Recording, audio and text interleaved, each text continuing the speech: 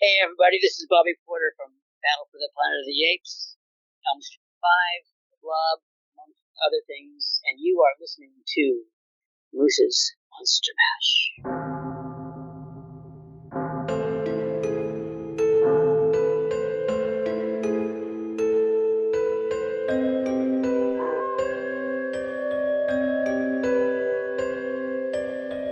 You're listening to Moose's Monster Mash.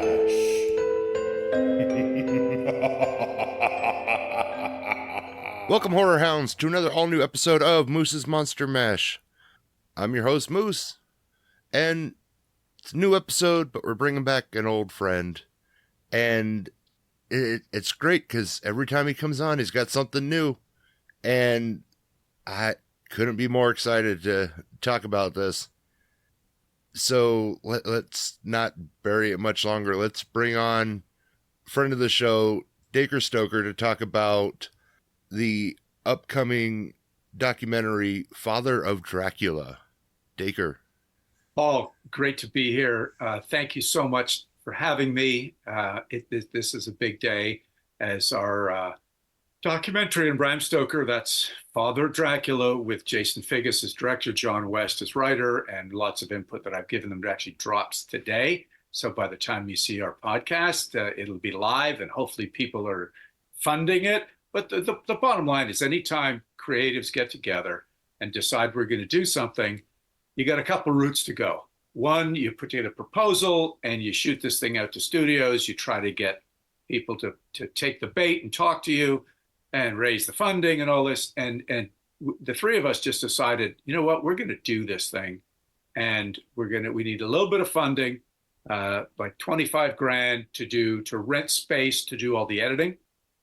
We've already got a lot of the filming done, Paul, and that's because on all of my trips to Transylvania, Scotland, Ireland, to Whitby, England, a friend of mine, Colin Hamilton, came along. He shot footage. So a lot of it's out of our own pockets.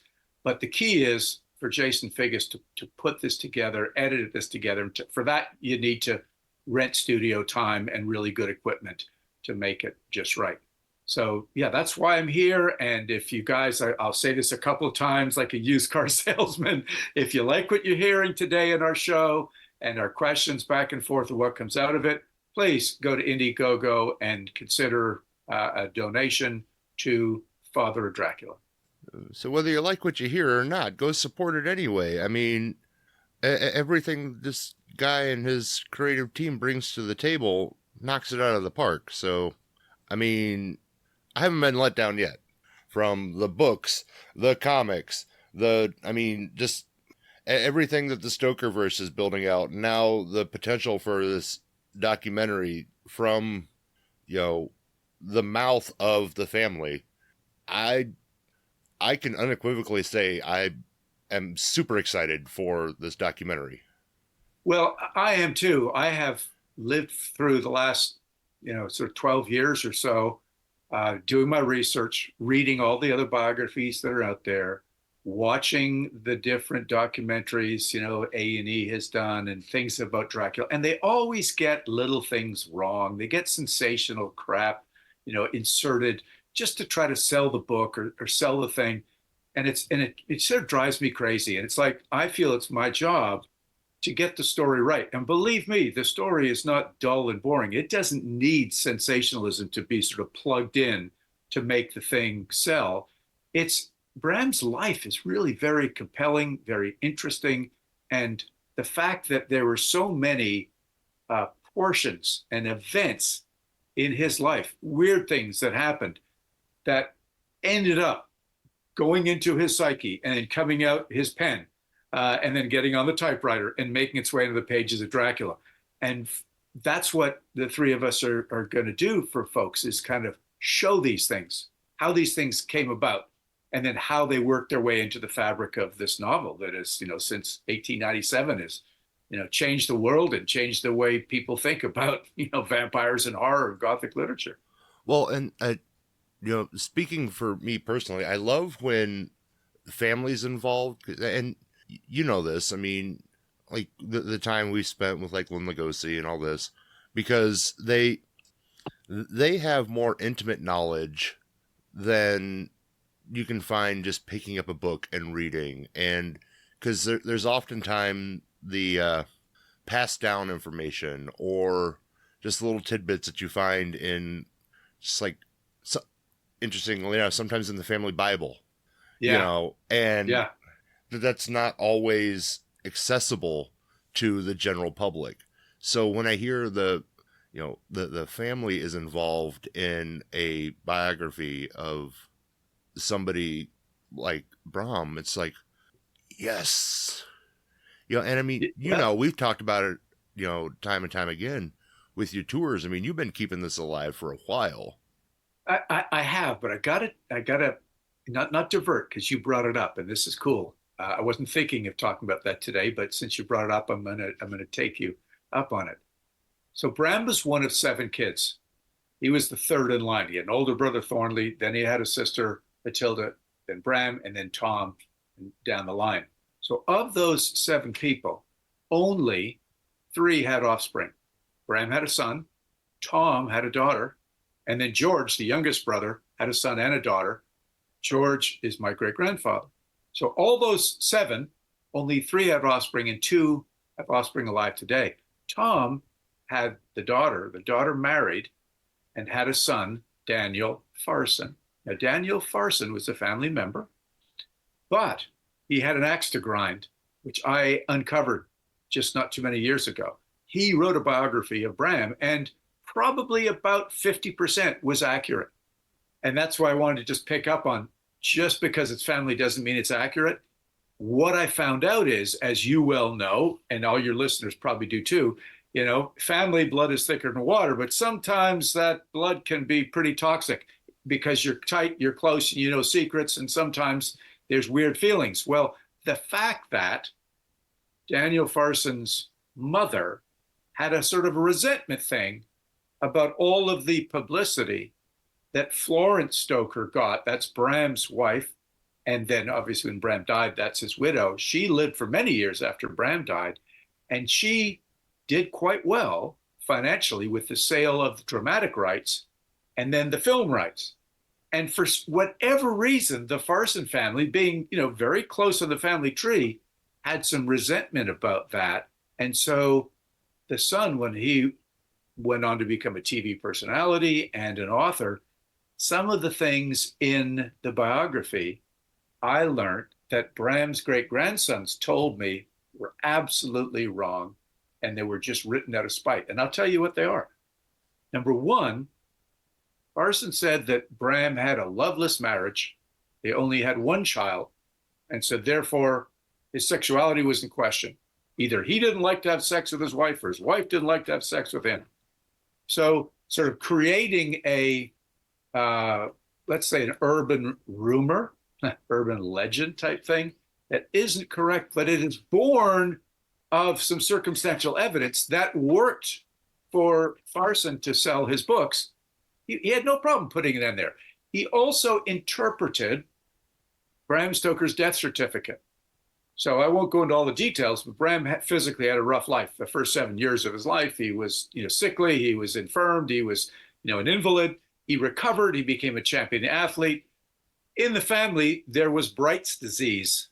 His mother had it. She ended up going blind in an eye. So did Tom Stoker. There was also asthma in the family. So a lot of genetic things. I want to pause you for a second. How messed up is it to call something that causes you to go blind Bright's disease?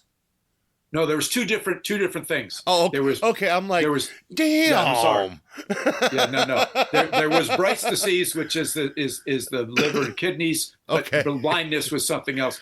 Part of it, Paul, and I've started looking into this. Sadly, the medicines people took back in the day, arsenic for coughs, for things like this, lead. You take little bits of lead, and it was like, oh, they thought that, mercury, oh, this is good for them to get rid of this, and it would cause you to go blind. So, yeah, but I'm glad you cleared that up. So I'll cut this short. Bottom line is, as a family member, I do have privy information, but I also have a moral compass. And Bram's got two great grandsons still alive, my cousins, and by golly, I'm not going to, kind of sell them out just to try to come up with sensational stuff and switch some of the alternate facts. So I really, respect that they're still alive, and the story needs to be told rather than capitalizing on some kind of squabbles within a family to make up crap. Well, and it's, this could just be my opinion, but I'm sure you would agree. I'd be proud to be, a grandson or a relative of Bram Stoker. And so the more of, the more there are, the more that legacy gets to carry on. So yeah, just that one little, oh, he had one child, that cuts that legacy super short. Yeah, and I'll tell you a little more about that one child, which is interesting. So he got married to a lady named Neely, excuse me. They had a daughter named Anne. During World War II, Anne got married. That husband died. He was an aviator flying for the British Air Force. And then she had two sons with that fellow. And then she married again closer to the end of the war. He was also an aviator, but he was a recon guy taking pictures. He got shot down and died. And they had a son. So 3 boys, 2 different husbands, both died during World War II. And as a result, those young boys only had a mother to raise them. And so they moved in with their grandfather, Noel Stoker, Bram's son. So living today, Paul, are 2 early 80s great grandsons of Bram who have some really cool stories told to them personally by their grandfather, Bram's son. And that to me is gold. It's also responsibility for me to uphold and to say, which of those stories are you willing for me to share to the world? Can you tell me a little bit about what Bram was like, especially during those Lyceum years, which dominated obviously most of his years? Because one of the things Farson said was, well, he was never around. He was always at the theater. So how could he have a good marriage? And the wife, felt she was off, doing nothing. She was left at home as a stay-at-home mom just to raise the kid. Well, nothing could be farther from the truth. Bram used to come home early in the morning, like 2 o'clock in the morning after the plays and dinner, late dinners after the play, sleep in a bit, spend most of the day at home, and then at about 2 o'clock or 3 o'clock, go back to the theater to get things ready for the next night's performances. But he was warm and cuddly with his son. They used to, Bram used to sort of roll over, lie on his back, and have Noel sit on his chest, and they'd tell stories. And he used to collect train stubs. And everywhere Bram used to go, he used to collect the little train stubs, ticket stubs, and he'd give them to Noel, and Noel would collect them and fantasize about, oh, I can take this train to this place. So he went off on his own sort of travels based on the ticket stubs that his dad brought him. Bram would collect coins from all his travels around England, around Europe to America with the Lyceum Theater. He'd bring them back, give his son these coins. His son would learn who the personalities were on the heads of the coins. He'd learn his history through the coins. And Bram used to try to put together complete sets of these coins. And when Noel could recite the historical periods and the lineage of all the rulers or whoever's on the coins, he got to keep them. So those are some of the stories, the warm fuzzies that are based on reality passed down through people in the family. And it's that type of thing that I'm going to be putting into this documentary. Who really was Bram Stoker? Trying to dispel some of the crap that has been put into books just to sell. Sounds like he's a family guy who worked nights. Yeah. It's literally the same schedule I keep. Well, there you go. He also really felt it was important to have his son well educated. So he joined through his, I mean, Bram was in a wonderful place in society, being the head of the Lyceum Theater, manager of Irving. He got to rub elbows with all the rich and the famous who wanted to come to the theater to watch Henry Irving play. So he was invited to join the Skinners Guild. Now, back in those days, there still was skinning going on, of animal pelts to make fur hats, fur coats, and so on. That guild would take care of their own. And Bram joined it and paid his dues to make sure, if he was not able, that they would take care of the education of his son. And they helped pay for his education at a very good private school, Winchester College. So young Noel got a first-class education, and he grew up to be a very successful chartered accountant. And one of the things that he did that made him some good money was brought, you can believe it, the Singer sewing machine company public. Yeah, I mean, he didn't own it, but he was the accountant. So it's little things like that have nothing to do with Dracula, but it goes to show who this man was, how he was wired, what sort of compassionate person he was, and he had a very loving family, good relationship. When they went on holidays to Whitby, to Cruden Bay, Bram and Florence had Noel along, and they had all kinds of fun. That's insane. And yeah, I guess that does lead me to what's next is what do you decide to cut from his life for this documentary? Because I mean, we've obviously, this is obviously now the third time you've been on, and we've covered Bram and his legacy and Dracula's legacy numerous times, but there's a lot to unpack there. So without making it like a 5 to 6 hour documentary, how do you make it a solid documentary and without leaving out the good stuff? Well, thank goodness Jason Figgis, the Dublin-based documentary filmmaker, and John West had done this before with other people.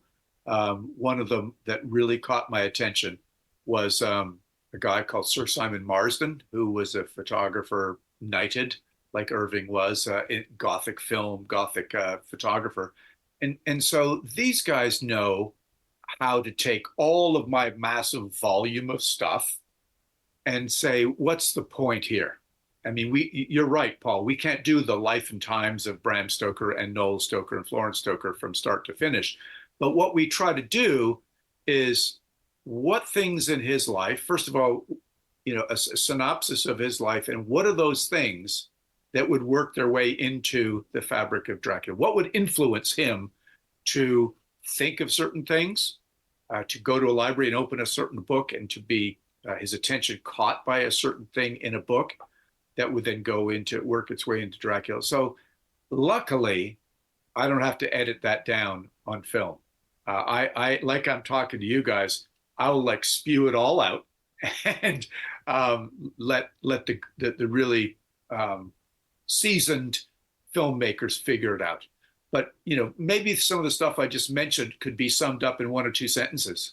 Like Bram Stoker really was a family man. He had a loving son, and and his wife was really there. I know that the wife would go to the theater with George Stoker, my great grandfather, on the nights, obviously, when Bram was working, because I've actually seen in my research the Beefsteak Room is a dining club in the back of the Lyceum Theater, and they had little cards that Bram would fill out to decide who was going to sit at the table with Henry Irving.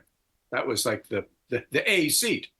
Those cards have been kept, because Bram was a pack rat, in a box, and they're now in the Shakespeare Library outside of London. And I've had access to those, and I know who's been at the table at what dates. That's how I found, I think we've talked about it, Arminius Vambery, who appears in Dracula, seated at the table in April of 1890, when Bram was starting to write Dracula. So it's little things like that that would be pulled out a little kernel. And it's like, well, he used real people from real life and real events. And sometimes he used them as character names. Sometimes he really did get information about, for instance, Vlad Dracula from Arminius Vanbrugh. And that's why it says in the novel, my friend Arminius tells me who this, Vlad Dracula was. Must have been that Voivode who fought the Turks, blah, blah, blah. So that's kind of long-winded, but luckily I've got seasoned documentary filmmakers that I am confident will do a great job with all of my information in about a 90-minute documentary. Now, all that said, I think a multi-series film, or even like a mini-series where you can expand on it more, the life and times of Bram and his family would be really interesting. Yeah, that is part of the bucket list. Doing this low budget with John and Jason and doing it well and giving a real, sort of Irish feel to it presents itself as a great opportunity. The long-term project would be just as you described. A segment in Ireland, a segment in England, a segment in Scotland, Whitby, Cruden Bay, Transylvania, the libraries, all these different things. And then the legacy, as you and I have chatted about, the stage, the film, all of that could be expanded, into a 5, 6, 7-part miniseries. But for now, to me, it's, condensing all the really good stuff and having it together in one place to go to film festivals, hopefully to be picked up by some sort of a history channel, something like that, would be great and very satisfying. And I think the viewers would love it. And then if they love it and are clamoring for more, that's when we come back to the drawing board and say, okay, you want more? We'll give you more. It's funny, it's sort of mutual, but years ago I was in south of Dublin in a film festival called Dunlowry was the town film festival I was presenting, and as Jason Figgis was actually putting some of his films up, and we just chatted casually about, hey, let me come and see your film, and let me come and see your presentation, and we sort of had breakfast together and had a drink together, and like one day we should work together, and we just kept touching base. And during COVID, it was kind of like, everybody's got during COVID stories. We said, gosh, do you think we could ever get this together and do this in a big way? So we put together I amassed all this information. He thought it was great. John threw his hat in and said, yeah, let's organize this. Let's come up with a budget. And, we had one company nibble on it and then dropped it. And so he said, oh, okay, just we'll just toss that up to COVID, and maybe something happen in the future. And nobody did pick it up. So that's when we said, okay, forget the massive project. Let's just do a real lean project with all the best of the best. So it really was just sort of the two of us. And then he mentioned, I worked with this guy, John West came on. So there was really no approaching. It just sort of happened, as they say, sort of organically from our mutual interest. And luckily, me being in Dublin, every year I'd go over for the Dublin Festival, Bram Stoker Festival. Jason would come along. We'd share more thoughts, have another beer together. You know how it goes. And then you kind of talk and just say, hey, one day we'll do this. So, yeah, that's how it came around. So the campaign is live as we speak. How long does the campaign run? It's 2 months. So, no, actually 3 months. I think it's 3 months. I'm sorry, 60 days. And we got to raise about $25,000. And there's, I can't remember off the top of my head all the little rewards, but those are out there. The sort of the typical rewards, signed scripts and all that kind of good stuff. And obviously, I don't want to go too much into what's in the documentary, but do you go into his time with Bill Cody at all? I'm glad you brought that up, because you and I have had some giggles about that. And something that I have not said to you about Bill Cody. I live in Aiken, South Carolina now. And there happens to be a guy, and I won't use his name on the air, but he's a friend. I've known him for years. I did not know, and he didn't know of the connection between my great-granduncle and Buffalo Bill Cody, who happens to be his great-grandfather. Can you believe it? That's insane. We've we've been riding mountain bikes together. He's a photographer, he's a musician. And it's like, oh my gosh, what an interesting connection. So not because of that, but yes, we do have some of those, what I call interesting gold nuggets that Bram Stoker put in the novel because of relationships. Because of this particular relationship, he met Buffalo Bill Cody on one of his 8 trips to America with Sir Henry Irving, traveled all over the country by train, and the 100 people with the Lyceum Theater troupe, guys who were costume designers, makeup, set designer, all this stuff. And Bram, over time, was quite enamored with Buffalo Bill Cody and loved America, loved the idea of this is the new frontier. This is the place where there is literary freedom. This is without all the constraints that Bram faced as a young Protestant guy in a predominantly Catholic Ireland and Catholic Trinity College. So he used the persona of Buffalo Bill, this sort of wild frontiers guy, as the basis for good parts of Quincy Morris, obviously the gun-toting American from the Wild West who, very sort of brash, his accent, caught Lucy and she thought that was really interesting. But he also used Buffalo Bill for the basis for a character in really my second favorite Bram Stoker short story, which is The Virgin's Embrace, which was called The Squaw when Bram wrote it, but we've changed that name because of political correctness. But Elias Hutchison is this brash American who shows up in Nuremberg and kind of busts the party of Bram and Florence. They don't have those names in the story, but it is them. And they end up having a very interesting day in and around the beautiful city of Nuremberg, but it ends tragically for somebody in the torture chamber in Nuremberg. So that's one. And then the other one, the other character he used, very unfortunately named, I don't think Bram really realized that the name Grizzly Dick would quite have the connotations back in those days that it does today. But he was the grisly frontiersman in the book Shoulder of Shasta. And this guy comes out of the woods and marries this British lady who has to leave the musty, mildewy England to go to dry California. Now, Paul, let me just mention this for a moment.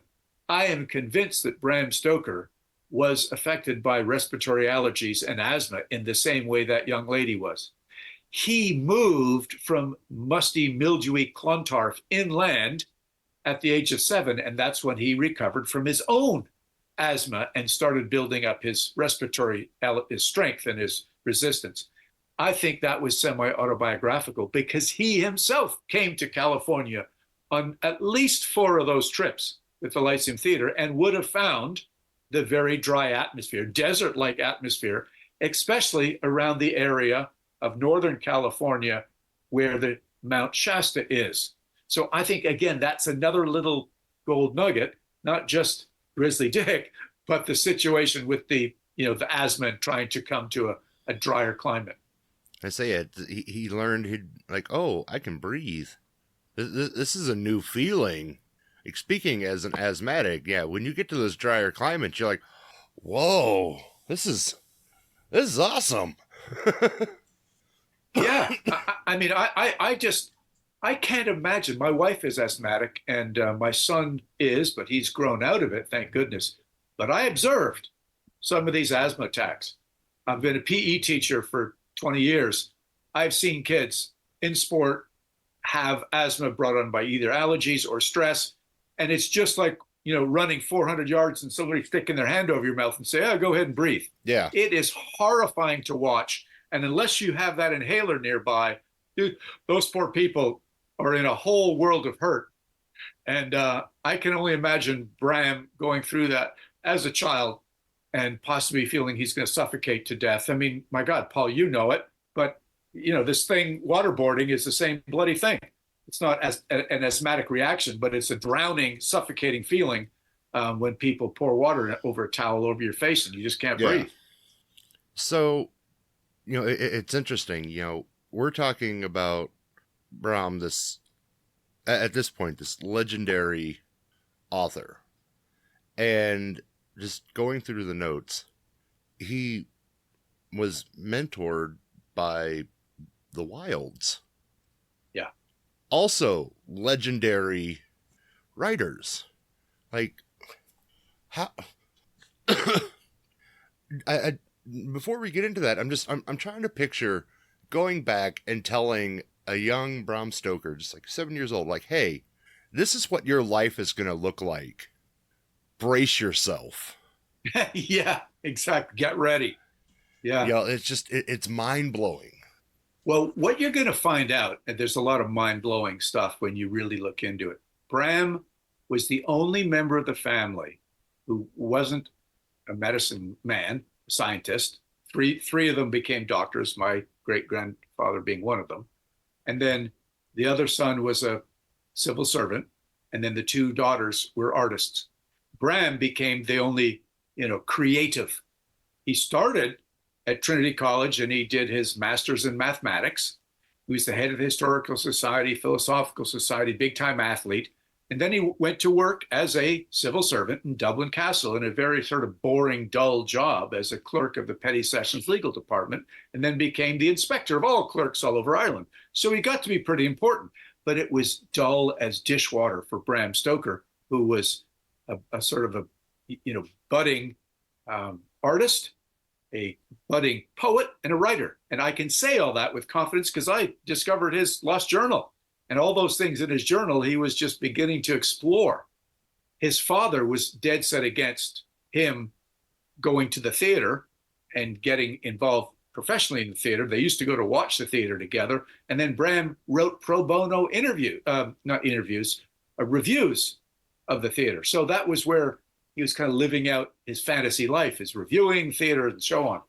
And he told his mom and dad that, oh, this is so wonderful. He'd just come back from Paris on a work trip for the clerks.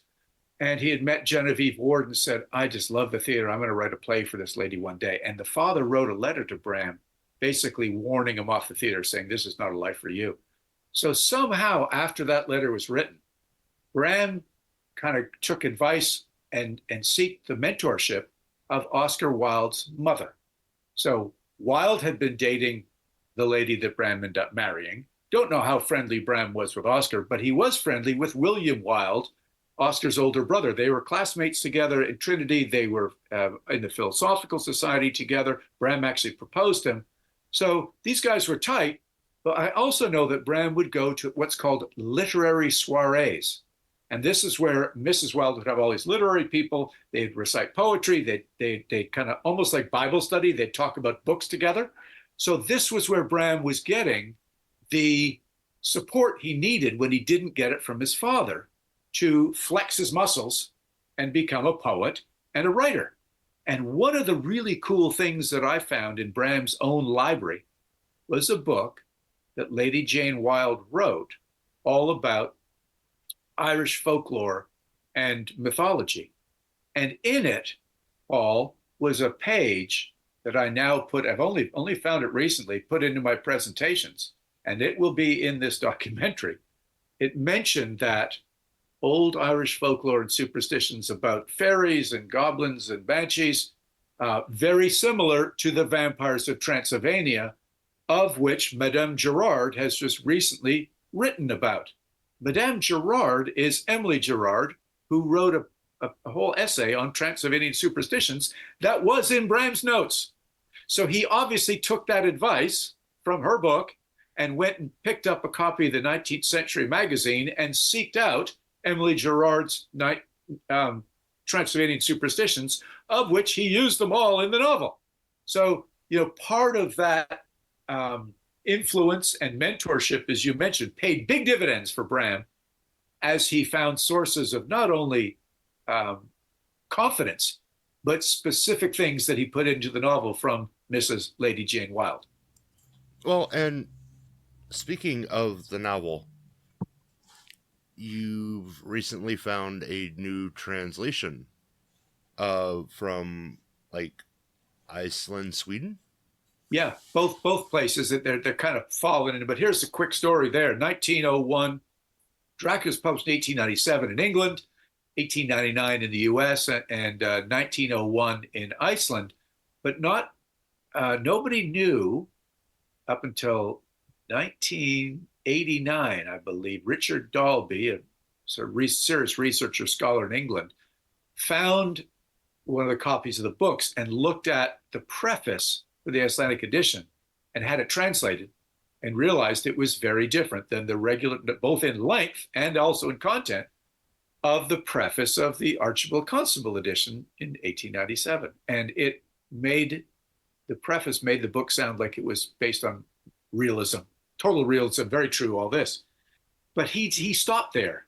Fast forward to 2017, I think, Hans de Roos, a Dutch-German fellow, had the rest of the book translated. I actually helped him with some of my old sporting contacts in Denmark who knew how to speak Icelandic and had the thing translated and realized the story was dramatically real. Another guy, Richard Birkhorn, found that what was typical in those days, and de Roos pretty much found the same thing, is that if an author from a foreign country wanted to have a book published in that country, they had to have it published for free in a newspaper first. So you'd give away your book, they'd publish one chapter, either once a day for 27 days, as in Dracula, or once a week, 27 weeks, whatever it was. But in this case, as you just mentioned, in Sweden and then in Iceland, the newspaper editors apparently were pretty free and liberal with adding stuff to the newspaper columns of Dracula to make the story more sensational or scary or appropriate for that readership. Then the newspaper was then collected in Iceland by the same guy that was the newspaper editor, was also a publisher, and he simply published that new version that was more Swedish or Icelandic. Bram Stoker was never aware of it. He didn't speak Icelandic or Swedish. Nobody in my family, and I've checked with the guys, all the papers they've had, there's no record of it ever, that he didn't sign any special contract with them. We have no idea how it happened. And it's one of the coolest mysteries that keeps, the probably the most recent interesting mystery is, was Bram Stoker aware of it? And what's the story all about? Who was the one that actually added the extra material to it? Well, de Roos has actually found one other cool thing with it, Paul. It's also on crowdfunding right now, just like our Father of Dracula and Indiegogo. He found in the Swedish newspapers that on each column, somebody sketched a little drawing appropriate to what the column was that day. And he's collected all those drawings. And since he's an artist as well, graphically reformatted them and colored them. So now he's putting on Kickstarter the Swedish first edition illustrations, which essentially is the first graphic adaptation of Dracula. And he's put it together in a book to try to sell. And of course, he got me to write the introduction to it. Now, could you imagine doing that doing that same thing in America? Since he used the vampire scare as part of his story. Could you imagine releasing this month by month in the newspapers over here around that time? It would have caused hysteria. Well, I tell you, they did release it here in a Charlotte newspaper and a Chicago newspaper. They had to, prior to this story being published in 1899 by, whoever did it, I forget now. So along with the New England vampire scare of exactly the same time, of which Bram was very aware of and actually took notes from a newspaper article from 1896 New York World newspaper about the vampire scare. I'm sure there were some people that thought, what the heck is this doing in the fictional part of the newspaper? This should be front page news that we've got these vampires floating around. Luckily, they're not coming to America just yet. They're going between Transylvania, Whitby, and London and staying over there. Talk about a circle of life. It started with pulling articles from the newspaper, ends up getting published in a newspaper. It's a very interesting cycle. It's a great observation. It is a circle of life. Yeah. So, we've talked before about the Dracula legacy and all this. where do you guys fall on the Nosferatu front and that split? Yeah, there's certainly been a lot of discussion over the years about um, how the copyright infringement happened, and who's to blame and so on, and what are the factors. So I spent about a year and a half doing some research, and luckily I had a contact who was equally as interested as I was in Germany, a guy by the name of Holger Mandel. He's a film historian, and he wanted to find out from the German court records what was Prana Films' perspective. What were they saying? Like, did you think you could get away with it, or why did you not approach Mrs. Stoker? So Bram died in 1912, 1914. She became aware of this. No, it wasn't until, excuse me, that's when the stage play started. 1920, she became aware of it. 22, it came out. So what I found, and Holger found, to sort of cut a year and a half saga short, is all the letters between the Independent Society of Authors, the German lawyer they hired on behalf of Mrs. Stoker after she berated them to represent her for her husband's interest, who had been a member of the Independent Society of Authors. At first, they didn't want to represent her. She wasn't a member, and she was a female, and she berated them. That's typical sort of Florence. So they did represent. They hired a lawyer, and for 2.5 years, this lawyer charted up the bills and was involved in this court case. Luckily, the British Museum Library has all those letters, so we can see when the lawyer reports back to the Independent Society of Authors and they report to Mrs. Stoker what happened in the court. But you only get one side of it. Holger could never find any of the similar records in the German court system. And his explanation was, as hard as he tried, he thinks they were destroyed in bombings and fires, relocations. It's just not there. And he's tried like crazy, and others have as well. So what we understand is this. Dracula wasn't the first copyright infringement that Prana Films did. It was actually Dr. Jekyll and Hyde. So they took a unapproved adaptation of Jekyll and Hyde and turned that into a film. They then did the same thing with Dracula. They did never approach Mrs. Stoker and say, let's make a deal. The first she heard about it was when she was told, there's a film adaptation of your husband's book over here in Germany. It's about to open. So what happened was the film was already in 5 or 6 different countries as an advance copy being looked at. So long story short, when she and the court system prevailed and found Prana Films guilty of a unauthorized adaptation, they said, we're going to fine you X number of dollars and withdraw the films. They said, well, we're bankrupt. They said, well, then you're going to have to destroy the film. They said, we can't destroy the films. They're already gone into all these different countries. And the Independent Society of Authors were told this. They would then figured out with the German lawyer that if they were going to pursue getting all these films back, they were going to have a similar case in the Netherlands, in Spain, in all these different countries. And they said, enough. We've spent enough on this. We got no money back because of the bankruptcy. And it was, in fact, Mrs. Stoker who didn't get anything out of it, but she did not claim or did not force anybody to destroy the copies of the films. That was the German court system. And funnily enough, I've met a lawyer in a friend of mine in my other world of court tennis who says in his law school, I think it was Northwestern, that case is still studied to this day, that a court system should not have used destroying of a art form, writing, drawing, or film as restitution for bankruptcy. That was, not appropriate, too severe. Now, as we know, they were not all destroyed.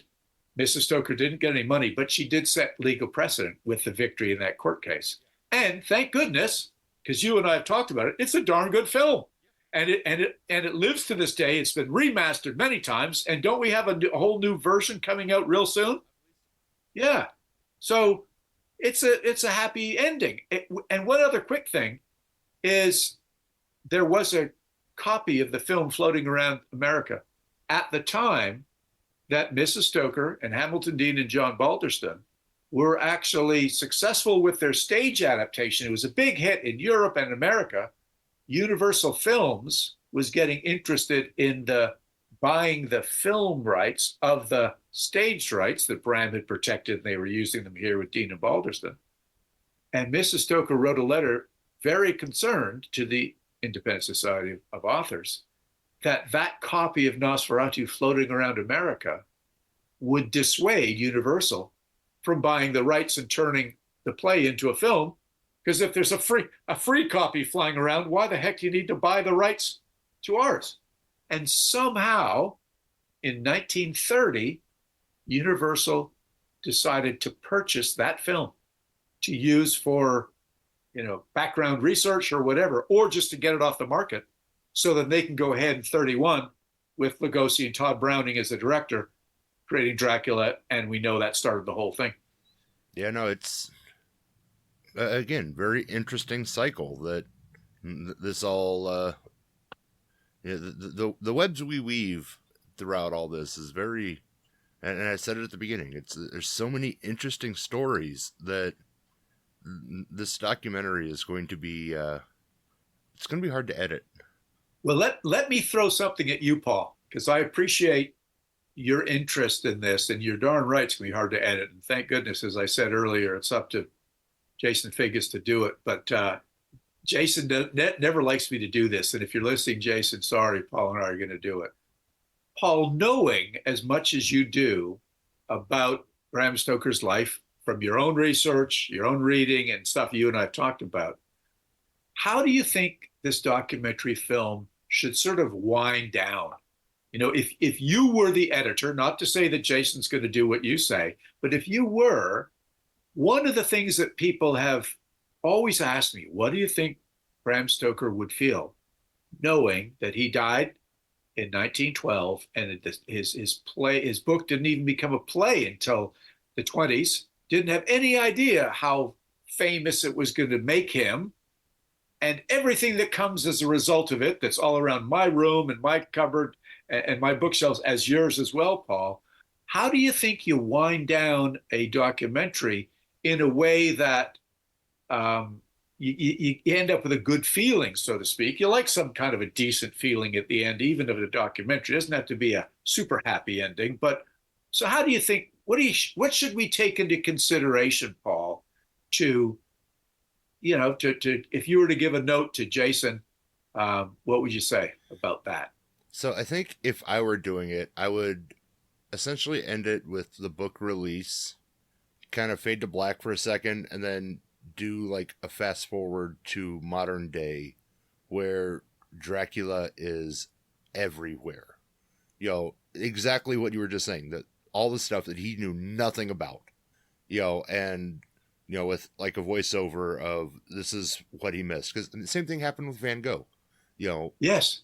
Sold one painting in his life. And then becomes hugely famous, but now you have this guy who he wrote books. He writes what is ultimately considered probably the best vampire novel in history, and becomes the basis for the best movie, the best play. And you're right, he knows none of it. So it's almost like if you're telling his story, you bring it to a close right around the book release and his death, and then you fast forward to where all of this is just everywhere, and just kind of talk about how, he missed it all, but look at what he left us. Look Look what we have as a result of a very interesting, diverse, and complex man's life. Yeah. So if you're listening to this, have a thought yourself. I'm not offering you an email address to send me your thoughts, but just to post think it of in the yourself. comments. Post. There you go. Post and comment. How do you think this thing should end, or should it end? Is it left in a way that, as Paul said, Dacre and Jason and John get all excited, and somebody says, "Great, guys, give us more." I said, because, yeah, that's the other thing. If you end it at like the book and just fade out and fast forward to where it's all just like modern day people talking about, you know, Dracula this, and you just kind of do like a pan through of Dracula being everywhere, you can pick right back up on another one right after, book to play to movie to, going into that legacy that got to that fast forward point. Yeah. And it still leaves it open for a second documentary without having to backtrack too much. Here's a little tidbit for you. Depending on when this airs, you triggered a thought, Paul. I'm going to be in Derby, England. They actually pronounce it Derby, but it's written Derby. April 24th and 25th. This is the 100th anniversary this year of the first appearance of Dracula on stage anywhere is in Derby, England. I'm going to be there doing one of my Stoker and Stoker talks with dramatic readings by local actors and so on. And the next night, I'm actually doing Stoker on Stoker, the novel Dracula, from novel to stage to screen. So I'm going to do one night, one the other night, right in the same location where Dracula was first performed. Edmund Blake was the first Dracula, not Bela Lugosi. So that's kind of timely for this podcast. So that's where I'll be when this kind of comes out. And then I go to Whitby, which is one of my favorite places. May 26th is, of course, the 127th anniversary of Dracula being published. The people call it World Dracula Day because that's May 26th, 1897 is when Dracula came out. So, yeah, and then later in the year, I'll be off to Transylvania. So besides, please, folks, think about supporting Figgis and Stoker and West, Father Dracula Indiegogo. Follow me on my Facebook page, bramstokerestate.com, dacrestoker.com. If you're really into all this stuff, and one day, Paul, you got to come with me to one of these trips. We're actually renting Dracula's Castle or Bran Castle this Halloween. Actually, on the 28th, we've got it. And we're putting together a big announcement for that soon. That's this little insight to you guys. We're renting the whole thing and going to have some very interesting people there. Stoker Wines is debuting. This is a Romanian wine company that I've got a small interest in. A friend of mine has purchased. And we're going to have some interesting personalities there. So if you ever wanted to go to Transylvania and do a short tour and spend Halloween in one of the coolest, spookiest places, get a hold of me on my Facebook page and get some details. Now, before we put this visit to bed, I've often wondered, and it hit me as I was getting ready for today, that I don't think I've ever asked you this. In all your research, have you come across any of Bram's childhood homes still standing? The first home he was in on Merino Crescent in Clontarf is still standing. The second home in Artane, which is just a few miles away from that, is not still standing. Another home on Buckingham Street in Dublin, when he was a little bit older, so that is still standing. And then another one in the town. So it was common in those days for middle-class people to rent homes and move based on where the majority of the people in the home had to either go to school or work. So the Stokers lived in the outskirts of Dublin, Ireland, and Clontarf. Father would take a carriage into town or take a tram into town when it was built, and the boys would have to walk to school, and then they moved a little bit closer when they went to Trinity College. So I think my wife has found 7 different locations in and around Dublin based on the tax records. And I believe 4 of them, I'm pretty sure 4 of them are still standing. 2 of them have those blue plaques on them that show the location. Oh, wait, gets better, Paul, because you and I like this kind of thing. The house where he was born in 2012, the 100th anniversary of his death, the owners of it had owned it for about 4 generations. So there was only one other owner between the Stoker family and the people that had it for these 4 generations. They had a big party in there and they invited family members and so on. So we all gathered in Ireland, in Dublin, for the 100th anniversary of Bram's death, had a church service, had a big dinner, all this stuff. And they invited everybody into the house to have a drink. And we did, so we could take pictures. We could go upstairs to see Bram's room. And then about 3 years later, the house went on the market to sell. Somebody bought it. Of course, they offered it to family members, but nobody was in the position to pay, $1 million for a house in a beautiful neighborhood now. And it wasn't appropriate to turn it into a museum because it was in a residential neighborhood. But my cousin who lives over there knew the building contractor. And he said, Dacre, are you going to be over anytime in the next couple of months? Because they're doing massive renovations to the place. They're, stripping down the walls and taking things off. And I said, yeah, as a matter of fact, I'm coming over for this festival in October. He says, well, I'm going to get you into the house because they're pulling off layers of wallpaper and stuff like that. So I was allowed to go in, and I had brought a bunch of Ziploc bags so I could collect pieces of the crown molding, pieces of the plaster, pieces that still had the wallpaper from when Bram was in that room. How freaking cool is that? So I was like this little scavenger, and the contractor thought this was pretty funny. Paul, there was a pile of this stuff out in the street, in the dumpster. And I'm thinking, if somebody had their right mind, they could sell that for, little bags of it for millions of dollars if you could authenticate it. I wasn't into that as much as I just wanted to have my own little piece, something close to, his DNA or whatever was floating around. No, that's insane. Yeah, it's pretty cool. Yeah, you're right. That pile would have netted quite the little fortune.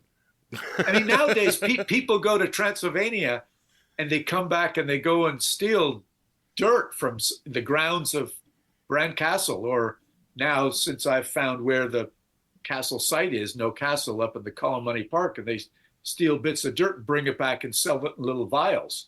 But you don't know if they're taking it from the real place. How do you authenticate that stuff?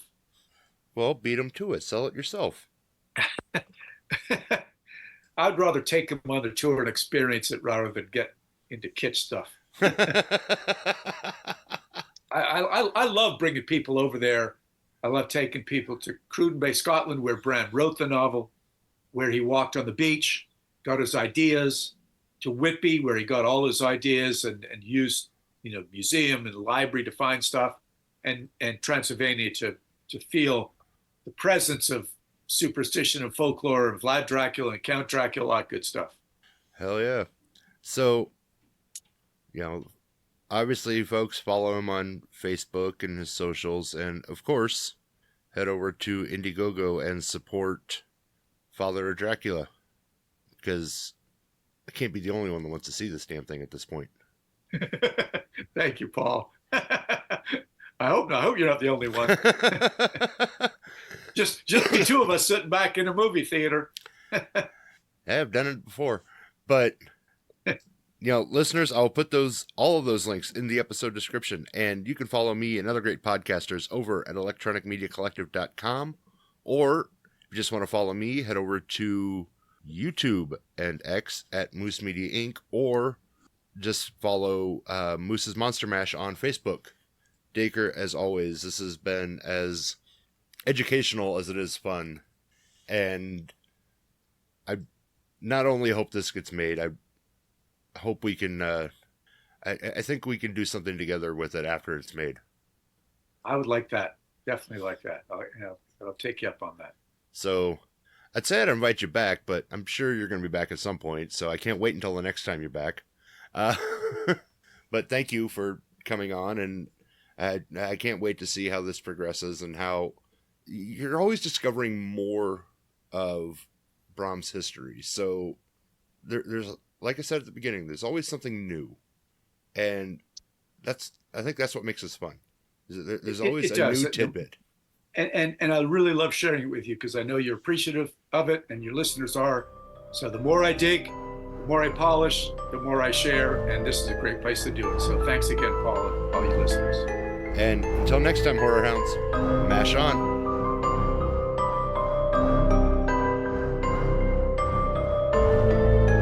This has been Moose's Monster Mash. Come back for more chills and thrills if you dare.